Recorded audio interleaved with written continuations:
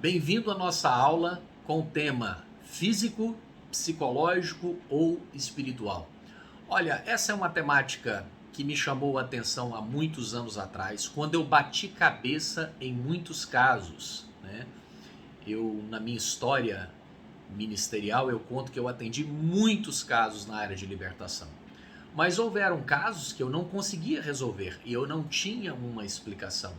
E com o tempo eu fui descobrindo que o ser humano ele não apenas adoece espiritualmente, ele também adoece psicologicamente, ele também adoece organicamente. Portanto, nós entendermos essas esferas, nós entendermos como elas funcionam, nós compreendermos como elas adoecem, quais são os seus sinais, seus sintomas e como e por que elas adoecem, gente, é uma questão fundamental.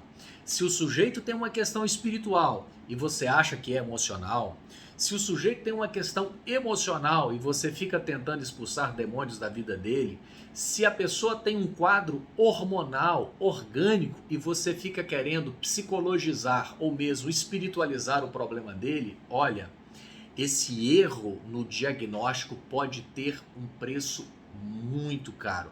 Eu já atendi muita gente que o sujeito tinha, por exemplo, um problema de anemia e as pessoas estavam ali fazendo a pessoa passar por libertação, por aconselhamento, quando esse cara tinha um déficit de vitamina, ou a pessoa tinha um problema hormonal, a pessoa estava entrando em menopausa, o sujeito tinha um hipotiroidismo e as pessoas estavam ali tentando fazer uma oração de libertação, quando a questão do sujeito era algo da química do seu corpo.